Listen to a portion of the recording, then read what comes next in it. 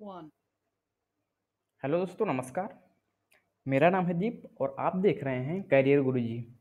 दोस्तों, इस वीडियो में हम बात करेंगे बिहार की तरफ से जो पुलिस वैकेंसी आई है उसके बारे में। तो आइए हम वीडियो को स्टार्ट करते हैं। इसके बारे में मैं सब कुछ आपको डिटेल में बताऊंगा कि क्या क्या एप्लीकेशन प्रोसेस है और कैसे कैसे फॉर्म भरना है और क्या क्या आपको चीज़ें ध्यान देनी जरूरी हैं, कैसे कैसे सब कुछ सिलेक्शन प्रोसीजर होगा उसके बारे में। तो आप यदि आपने अभी तक इस चैनल को सब्सक्राइब नहीं किया है तो प्लीज़ कर लीजिए, क्योंकि मैं आपके लिए बहुत ही अच्छी वैकेंसी से रिलेटेड वीडियो बनाता रहता हूँ। सबसे पहले हम अगर ऑफिशियल वेबसाइट खोलें तो ये ऑफिशियल वेबसाइट है बिहार की तरफ, central section board of constable की तरफ से। तो यहाँ पे आइए देखिए, यहाँ पे आपको सीधे सीधे दिख रहा है 29 तारीख को 31 तारीख में कि selection of constable in Bihar police. ये ऑफिशियल वेबसाइट है, मैं ऑफिशियली आपको दिखा रहा हूँ सब कुछ। लिखा है कि selection of constable in Bihar police. इसको यदि हम दूसरे लिंक में ओपन करें तो ये देखिए ओपन हो गई। और online application for the post of constable in Bihar police, तो इसको ओपन करें तो ये अभी खुल रही है। तो देखते हैं, आइए आपको बताते हैं सब कुछ। ऊपर लिखा है केंद्रीय चयन परिषद सिपाही भर्ती। सिपाही भर्ती के लिए है बिहार पुलिस, बिहार सैन्य पुलिस एवं पुलिस के अन्य इकाइयों में सिपाही के रिक्त पदों पर पुरुष एवं महिला उम्मीदवारों की सीधी नियुक्ति। मतलब कि बिहार पुलिस के अंतर्गत बिहार के जो स्टूडेंट्स हैं उनमें सिपाही के रिक्त पदों पर मेल और फीमेल के लिए वैकेंसी आई हुई है। ऑनलाइन आवेदन की अंतिम तिथि 30 अगस्त 2017 है। मैं फॉर्म भरने की लिंक जो है किस पे फॉर्म भरा जा रहा है और ऑफिशियल वेब जो ये डाउनलोड नोटिफिकेशन की लिंक है इसकी मैं दे दूंगा डिस्क्रिप्शन में, आप पढ़ सकते हैं। विज्ञापन संख्या जो लिखी हुई है आप देख सकते हैं। तो सबसे पहले मैं देखते हैं वेतनमान पे। तो वेतनमान है बिहार पुलिस, बिहार सैन्य पुलिस एवं पुलिस के निकायों में सीधी नियुक्ति हेतु। सीधी नियुक्ति इसलिए कहा गया है, सीधी नियुक्ति मतलब क्या होता है आप समझ रहे हैं। सीधी नियुक्ति होता है जैसे कि आपका इंटरव्यू वगैरह नहीं होगा, सीधा रिटर्न, उसके बाद फिजिकल, बस। तो वेतनमान इसमें लिखा है 5200 से 20,200। ग्रेड पे 2000 छठा वेतन आयोग के अनुसार, तथा रिक्तियों की संख्या 9,900। रिक्तियों की संख्या 900। अब मैं वेतन के मान के बारे में आपको समझा देता हूँ। देखिए, जो वेतन मान लिखा रहता है ये बेसिक सैलरी होती है।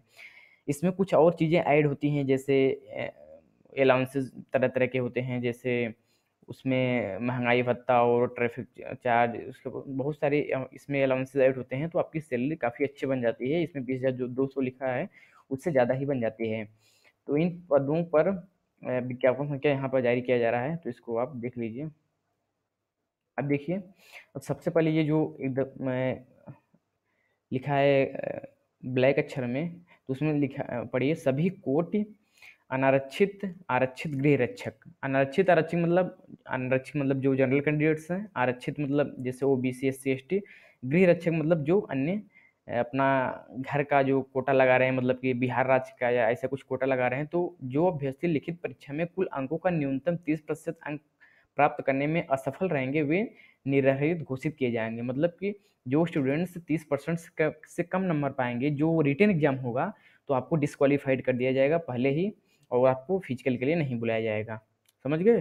तो आपको जो रिटन है उसमें 30% से ज़्यादा नंबर लाने ही लाने हैं।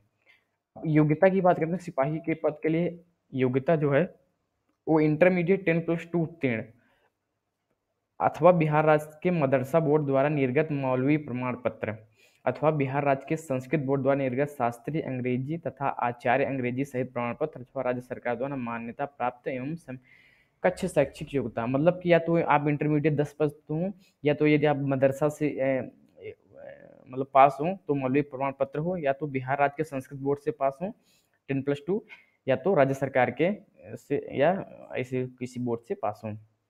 अब शारीरिक मापदंड ये पढ़ें तो ऊंचाई जो है आपको पुरुषों के लिए मिनिमम 165 सेंटीमीटर, जो जनरल कैंडिडेट हैं। ओबीसी वालों के लिए 162 मिनिमम, अनुसूचित वालों के लिए मतलब एससी वालों के लिए 160, एससी एसटी के लिए, और भारतीय मूल के गोरेखा एवं बिहार सैन्य पुलिस जो गोरेखा बटालियन वगैरह हैं उनमें 158, और सभी वर्गों की महिलाओं के लिए न्यूनतम 155 सेंटीमीटर। मतलब महिलाएं चाहे फीमेल कैंडिडेट चाहे वो एससी एसटी ओबीसी जनरल का है तो मिनिमम 150 155 सेंटीमीटर है, तो उनमें रखा गया है मिनिमम उनको 155 सेंटीमीटर होना चाहिए।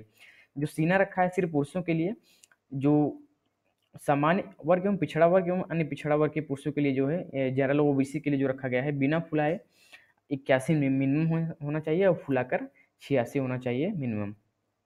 फुलाने के बाद सीने में कम से कम 2 सेंटीमीटर का अंतर अनिवार्य होना चाहिए, मतलब फुलाव 5 सेंटीमीटर का कम से कम 5.5 सेंटीमीटर कम से कम होना चाहिए। वही SC/ST के लिए 79 से 84 रखा गया है, इसमें भी 5 सेंटीमीटर फुलाव। वही गोरेखा वालों के लिए ये देखिए इतना रखा गया है, 79 से 84।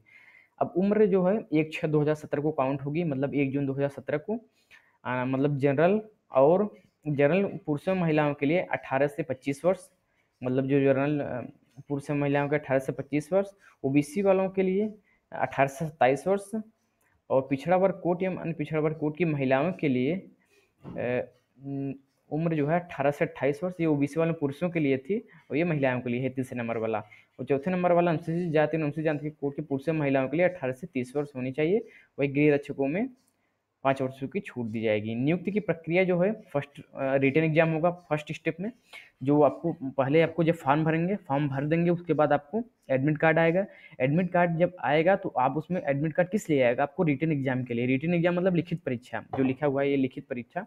तो ये लिखित परीक्षा के लिए कराई जाएगी। लिखित परीक्षा का स्तर बिहार विद्यालय परीक्षा समिति के 10+2 अथवा समकक्ष, मतलब जिसमें जो क्वेश्चन रहेंगे वो 10+2 लेवल के रहेंगे, मतलब। और वही क्वेश्चन लिखित परीक्षा 100 अंक की होगी। 2 घंटों के प्रश्न पत्र में 100 प्रश्न होंगे, सही उत्तर के लिए 1 मिनट, मतलब 100 नंबर के होंगे 2 घंटों का, मतलब 120 से मिनट में आपको 100 नंबर के क्वेश्चन रहेंगे, और 100 क्वेश्चन रहेंगे तो आपको एक क्वेश्चन के लिए 1 नंबर मिलेगा। और अंक दिए होंगे। इसमें कोई निगेटिव मार्किंग तो नहीं इन्होंने लिखा है, तो निगेटिव मार्किंग शायद नहीं रहेगी। आगे मैं पढ़ लेता हूँ। सभी कोट अभ्यर्थी जो 30% मैं पहले ही बताया, लिखित परीक्षा अंतिम मेधा सूची नहीं देखिए, इसका मतलब लिखित परीक्षा अंतिम मेधा सूची का आधार नहीं होगी। लिखित परीक्षा केवल शारीरिक परीक्षा के लिए अर्हक होगी। मतलब यदि आप लिखित परीक्षा में 30% से ऊपर नंबर पा जाते हैं तो ऐसा नहीं आपका सिलेक्शन हो गया। तो 30% नंबर यदि आप ऊपर पा जाते हैं तो आपको जो है आगे जो है शारीरिक परीक्षा जो दौड़ होगी और कूद होगी, जो जंपिंग वगैरह होगी, उसके लिए आपको बुला लिया जाएगा और 5 गुना स्टूडेंट्स को बुलाया जाएगा। जो इसके बाद और लिखित परीक्षा के आधार पर चयनित अभ्यर्थियों को शारीरिक योग्यता माप में सम्मिलित होना, इसमें सम्मिलित होना अनिवार्य होगा। शारीरिक योग्यता न्यूनतम निर्धारित मापदंड में कोई अनुमान नहीं होगा। तो अब द्वितीय चरण फर्स्ट स्टेप में तो रिटन एग्जाम हो गया। सेकंड स्टेप में होगा शारीरिक योग्यता परीक्षा 100 नंबर की होगी, जिसमें दौड़ है 50 नंबर के। और आगे मैं देख लेता हूँ। दौड़ 50 नंबर, गोला फेंक 25 नंबर और ऊंची कूद 25 नंबर। तो पहले दौड़ पे आते हैं। दौड़ मतलब 1.6 किलोमीटर की दौड़ आपको अधिकतम 6 मिनट में पूरी करनी होगी। मतलब 6 मिनट से ज़्यादा लगाते हैं तो आप पहले ही डिस्क्वालीफाइड होंगे। अगर 5 मिनट तक आपको 50 नंबर मिलेंगे। 5 मिनट से मतलब यदि 5 मिनट या 5 मिनट के पहले आप दौड़ पूरी कर लेते हैं तो आपको 50 नंबर मिलेंगे। 5 मिनट से अधिक एवं 5 मिनट 20 सेकेंड तक 40 नंबर। 5 मिनट 20 सेकंड से 5 मिनट 40 सेकंड तक 30 नंबर, और 5 मिनट 40 सेकंड से 6 मिनट तक 20 नंबर मिलेंगे। मतलब जैसे जैसे आपके दौड़ में मतलब आप टाइम बढ़ाते जाएंगे, आपके नंबर घटते जाएंगे।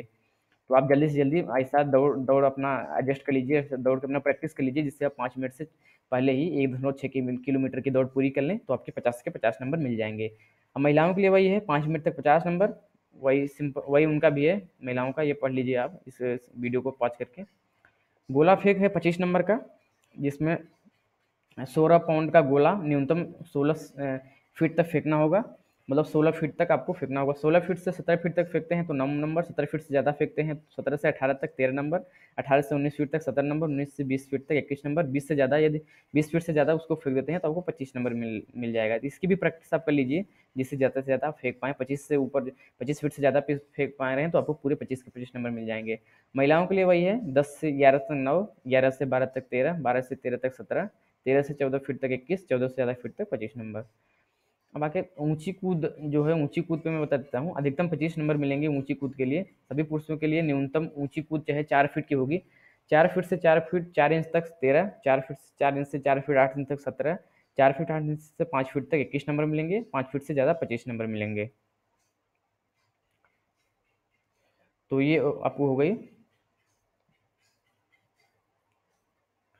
अब आगे देख लेते हैं। ये उसके बाद होगा जो है मेधा सूची, मतलब जो आपकी सूची होगी वो शारीरिक योग्यता परीक्षा के अंतर्गत दौड़, ऊंची कूद तथा गोला फेंक में के अंतर्गत जो दौड़ है, ऊंची कूद और गोला फेंक के आधार पर मेरिट बनाई जाएगी और आपकी जो है मेरिट बना के आपका सिलेक्शन किया जाएगा। तो ये पूरी रही प्रोसीजर।